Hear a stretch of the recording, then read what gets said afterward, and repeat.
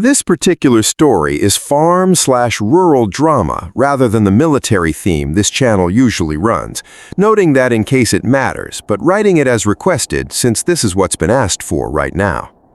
The animals in the reference story pushed toward a hidden spring. I'll shift it to something else buried, in a new U.S. location, new names. 41 sheep wouldn't climb past the fence line, but 6 of them, every single evening, dragged themselves toward the same collapsed corner of Miriam Castellano's East Ridge, no matter how many times she moved them back. Wool matted with burrs, legs too thin under it. 2 were blind in one eye from untreated infection. One old ram limped so badly he dragged his back hoof through the dirt with every step. Nobody at the livestock auction in Cordell County had wanted any of them, the leftover flock from a bankrupted wool operation 2 counties over, culled twice already and still unsold. Miriam paid $60 for all 41, counting it in 5s and 1s from a coffee can she kept in the truck for emergencies she hoped would never come. Behind her, 17 acres of her late husband's land sat buried under blackberry cane, wild rose and scrub oak so thick a man could stand 10 feet inside it and not be seen from the road. Clearing it with machinery would have cost more than she had in any bank in the state. The men loading trucks at the sale yard laughed the whole time she signed the paperwork. They didn't know what 6 sheep walking toward the same tangled corner every evening were about to bring up out of that ground. If you're watching this tonight, drop where you're tuning in from down in the comments. Now, let's begin. Miriam Castellano was 38, raising her son Eli, 12 years old, alone on 60 acres outside a small town in the Ozark Hills of Arkansas. Her husband Daniel had died 3 winters back, thrown from a tractor on a hillside he worked 100 times before without incident, and Miriam had spent every season since holding the farm together with less money and less help than the place actually needed. The East Ridge, 17 acres that had once been decent pasture, had gone wild in the years since Daniel's father farmed it, long before Miriam. And Daniel had even married. Nobody had touched it in a generation. It had simply been easier to fence it off and pretend it wasn't there. That spring, a drought settled hard over the county. The creek that usually ran along the property's western edge had slowed to a trickle by June, and the 24 sheep Miriam already kept were drinking from a stock tank she was refilling by hauling water in barrels on the truck bed twice a day, because the well had weakened along with everything else. The bank held the note on the equipment shed and half the herd, and the letter that came in May gave her 90 days to show a plan for covering costs or hand over the collateral. She read it standing at the kitchen counter with Eli's school lunch still half-packed on the table, and she didn't cry because she'd used up whatever tears this farm was going to get out of her the winter Daniel died. At the county fairgrounds that same week, an auction wound down with 41 sheep left standing in a holding pen nobody wanted to bid on. Thin ribs pressing against dull, bird-choked wool, hooves overgrown from months of neglect, a few carrying the wet cough of untreated respiratory infection. The auction manager told Miriam flatly that they were headed to a processor by the following Tuesday if nobody claimed them first, and that she'd be doing him a favor taking them off the list.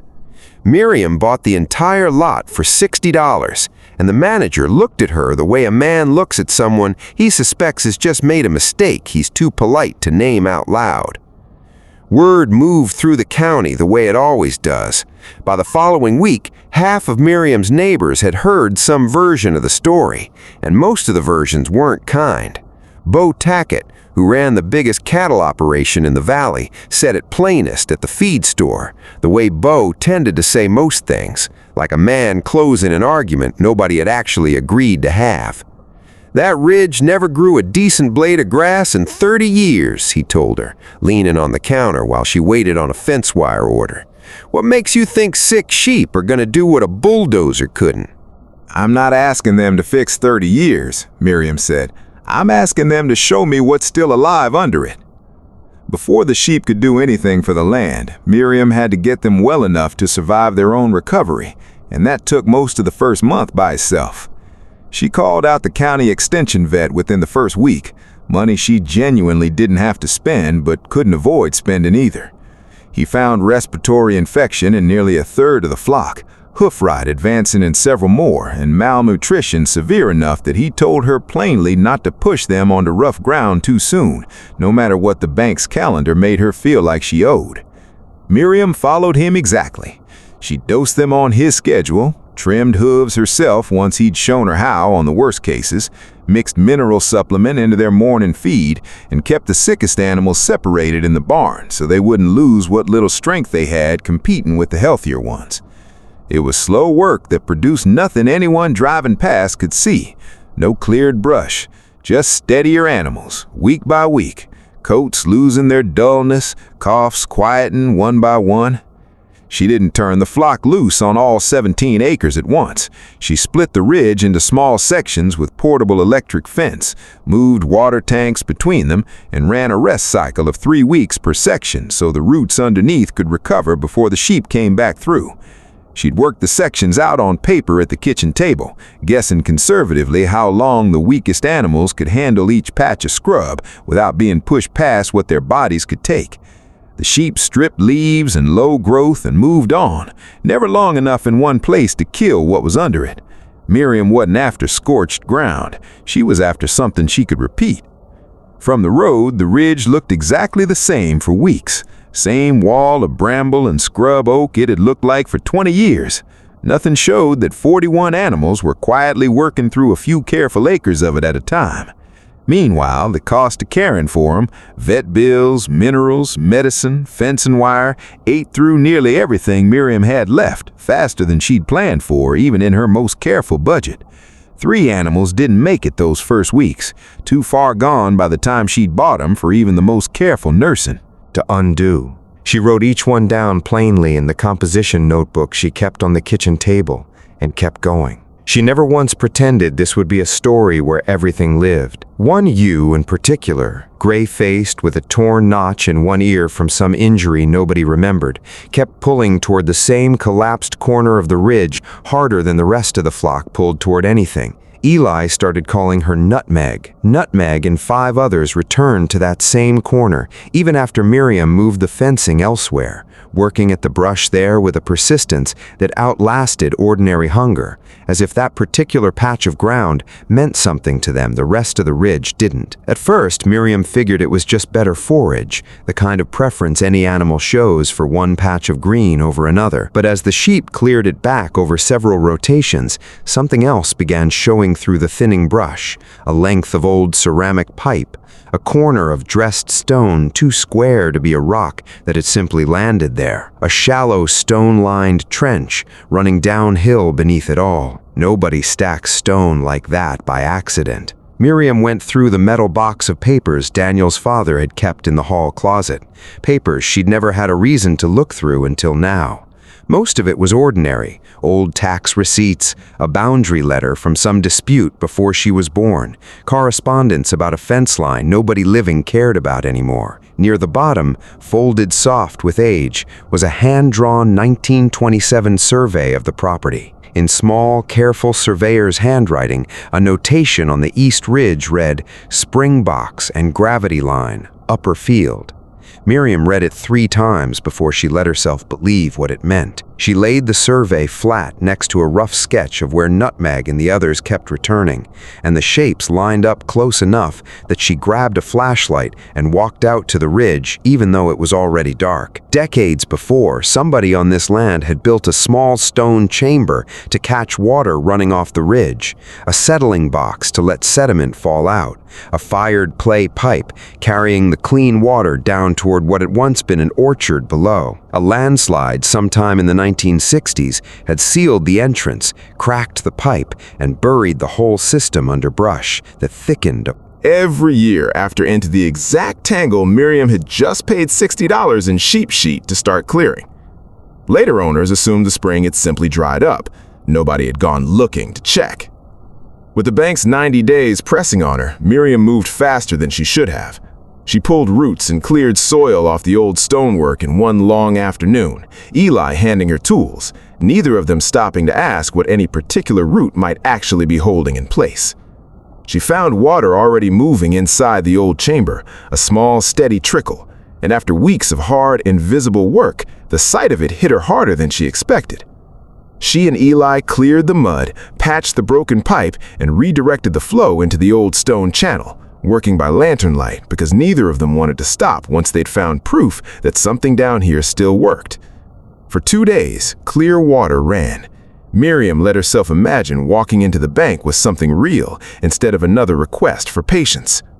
On the 3rd night, a hard rain came through, and the sidewall she'd cleared too fast, its roots pulled loose before she understood what they'd been holding back, gave way. The chamber filled with silt again, the pipe clogged. What had run clear for 2 days now ran the color of the hillside itself, and the low bed where she'd planned to plant new rootstock flooded with mud. Miriam had to pull the sheep off that section entirely while she dealt with the damage, working alone in the rain to keep it from spreading further downhill. Bo Tackett had a new line ready by the end of the week that Miriam's buried spring had gone right back into the ground where it belonged. Miriam didn't make excuses. The spring didn't fail, she told Eli, standing ankle-deep in mud in the ruined chamber, the 2 good days already feeling a long way off. I took out what was holding it before I understood what it was holding. That sentence mattered. The failure wasn't the old stone's fault, it was her own hurry. The joke moved through the county fast and got funnier with every retelling. For weeks, most people considered the whole thing settled, a cautionary story rather than one still being written. Miriam didn't try to force the chamber open a second time. She broke the ridge back into small sections again, let the sheep clear only the top growth, kept them well clear of anywhere roots still held ground in place, and let the buried channel reveal itself piece by piece instead of guessing at it all at once. She found real help that second attempt in a 71-year-old retired road crew foreman named Otis Marsh, a man with no interest in sheep and no pretense of becoming one, but who'd spent 40 years reading culverts, drainage tile, and spring boxes across 3 counties. He didn't hand her a finished answer. He taught her to read what the stone and the slope were actually telling her, a slight dip in the ground that meant water had once pooled and drained there regularly, the lean of a stone that told him which way the builders expected pressure to come from. "You don't fix what you can't read yet," he told her, crouched at the chamber's edge that first afternoon. "Read it first, fix it second." With Otis's guidance, Miriam and Eli rebuilt it properly. 3 separate feeder points, cleared and understood one at a time instead of assumed to be a single source. Collapsed stones numbered, photographed, and set aside so they'd go back exactly where they came from. The chamber rebuilt dry stone, no mortar, the way it had clearly been built the first time. Otis showing her how to fit each stone's natural angle against the next. A coarse filter set at the spring's mouth, a separate settling basin ahead of the main chamber to catch the muddiest first flow. The chamber itself sealed against animal access this time. Short, replaceable pipe joints instead of the old brittle clay. Water level and flow measured and written down every single day without fail. Otis kept coming back long after the work was done, waving off every offer of payment, because he seemed to genuinely enjoy watching something come back that he'd helped bring back. Most of what he'd found in his working life, he told her once, sitting on an overturned bucket by the spring, was already broken beyond saving by the time anyone called him. This one wasn't broken, he said, just forgotten. Different problem, better problem. He showed Eli, too, the same patient way, how to read a stone wall's lean. And by the following year, Eli could point out a shallow depression on a neighbor's field that might once have carried water the same way, a skill he'd never have had reason to build if 6 sheep hadn't kept walking toward the same corner of bramble 2 summers before. That same stretch of summer, the drought tightened across the whole county exactly the way it was tightening on Miriam's own place. The creek nearly stopped. Half the vegetable rows had to be given up outright. Tanker water climbed higher with every delivery. Neighbors talked openly at the feed store about culling their own herds rather than pay to keep them through what was shaping into a genuinely hard year, conversations that Miriam's own gamble feel heavier every week she overheard them. She opened the rebuilt chamber's cover one ordinary morning, no ceremony, because she'd learned not to celebrate anything before it proved itself. Eli stood beside her with the notebook already open. Water moved through the stone box, through the settling section, down the gravity line into a sealed tank on the lower slope. Steady, clean, exactly the way a 70-year-old design had always meant it to. Miriam watched a long time without speaking, waiting for some sign of the failure that had cost her so much before. None came. The flow wasn't dramatic, a little under 2 gallons a minute, something like 2,600 gallons a day, not enough to fix the whole county's drought, but enough to matter enormously on one stressed farm. She wrote the number down twice, in 2 different places, the way she'd learned to record anything. She wasn't ready to fully trust yet. That water went to the flock's drinking tanks, to drip lines for the surviving rootstock, to washing equipment. Agricultural water, tested and used as exactly that, nothing claimed beyond what had actually been proven. Neighbors who'd watched the whole thing unfold started asking to rent Miriam's sheep for controlled brush clearing on their own overgrown ground. She never simply turned the flock loose on anyone's property. For every job, she checked for toxic plants, planned water access, calculated grazing duration, and built in a proper rest cycle before a single animal set foot on it. And she turned down 2 jobs outright, where the landowner wanted the ground stripped bare with no rest cycle at all. One of those early jobs was for a widow named Carol Ann Pruitt, whose late husband's orchard fence line had disappeared under a decade of neglect, while grief kept her from dealing with it. Miriam cleared it in careful stages over 6 weeks instead of rushing it, and Carol Ann cried a little the day the fence line came back into view, thanking her in a way that had nothing to do with the invoice. The flock that had arrived starving began, under Miriam's care, to produce healthy lambs, offspring of animals nobody had thought worth $60, now strong enough that small farmers wanted them as starter stock for their own brush control herds. She kept careful records on which ewes produced the hardiest browsers and bred selectively rather than let the flock multiply on its own. She never sold the spring water itself. She used it instead to start a small nursery of native shrubs and fruit rootstock on the lower slope, watered entirely by the restored gravity line, and sold her first batch the following spring, mostly to neighbors who'd watched the whole 2 years unfold with their own eyes. Bo Tackett's own family had stone fences on his cattle pasture, laid by his grandfather, slowly disappearing under the same kind of bramble Miriam had just spent a season clearing. A bulldozer would have torn the ground and ruined stonework nobody built like that anymore. He came to her gate eventually, standing there longer than he needed to before he said anything. He didn't ask about the spring. He asked to rent her sheep. Miriam didn't do it for free. She measured his property with the notebook she used for every job now and handed him a written plan with a real price on it. "I suppose you want me to say those sheep were worth more." "Then $60, he said, plan in hand. "No," Miriam told him. "I want you to pay for what they can do now." He signed without arguing and shook her hand the same plain way he'd have closed any fair deal with anyone else in the county. 6 weeks later, his grandfather's fence stood clear its whole length, and Bo told more than one man at the feed store, without much ceremony, that Miriam Castellano ran the most reliable brush clearing operation in 3 counties.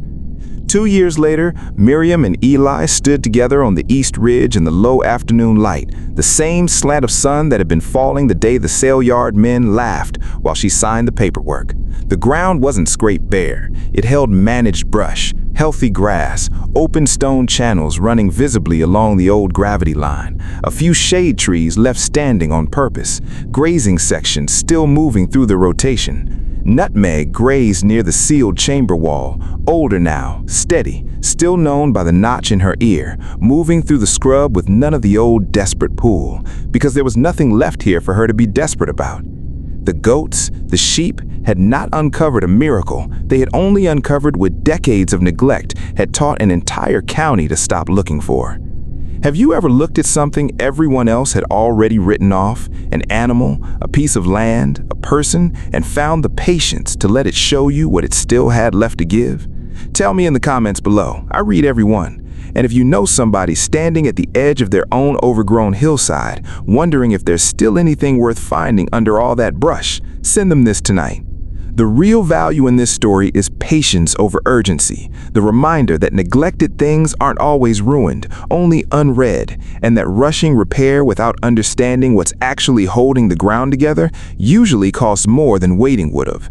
It's also a quiet case study in low-cost land restoration through managed grazing, and in how asking for help from someone with different expertise rather than pretending to know everything alone is what actually turns a failure into a fix.